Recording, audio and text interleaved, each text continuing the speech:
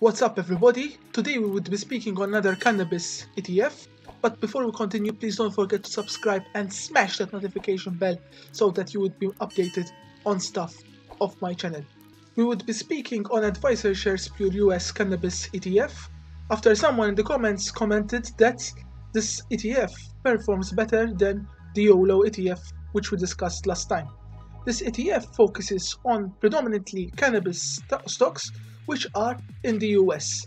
So this share class, this ETF, has been around for over 6 months, and lately it's been the first US ETF, cannabis focused ETF, which has surpassed the $1 billion assets under management.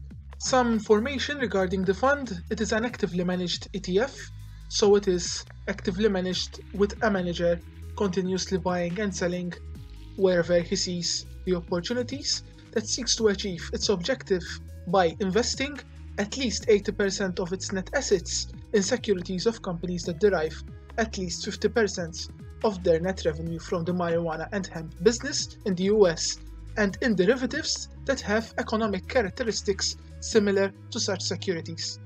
The fund will primarily invest in exchange-listed equity securities, including common and preferred stock. So what we're seeing here is that this fund is going to be fully invested in the US, 100% in the US, in companies which are predominantly in this cannabis field.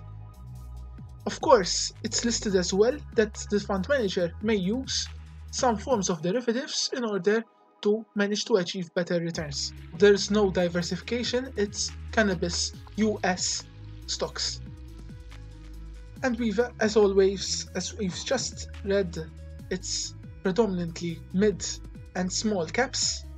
Here they're summing up to almost 90%. And there is some micro and large caps in the capitalization. Moreover, this ETF would be seeking that it would allocate difference in sector allocation. So it would be investing in different sectors within the cannabis industry. Moving on to the top holdings, these are the top holdings as at today, 2nd March 2021. And as we can see, the top holdings are Curaleaf Holdings, Pure Leaf Cannabis Swap, and Green Thumb Industries. These are the holdings which have 9% or more. As of today, there are multiple companies, so there are others which have less weight than the cannabis ETF. And also, as we've seen, there's also a huge percentage which is done through derivatives collateral.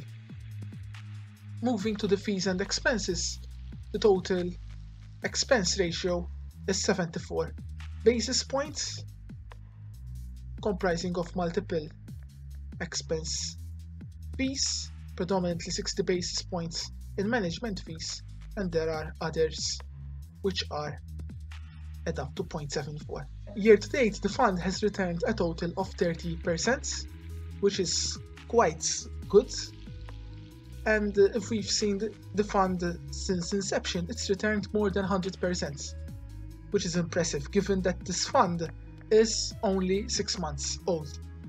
Of course, one has to be careful because past performance is not an indication of future performance, and this ETF is purely focused on cannabis, it's non-diversified, and as we've stated last time, if there's something in this field, or if there's the underlying companies not perform well, it may slump immediately. This video is not indicating that you should be buying or selling, it's more for information purposes. You should always seek the independent financial advisor to give you advice. Next video we would be seeing Msos versus YOLO. So it's going to be a very interesting comparative. Don't forget to, as always, like, share, subscribe.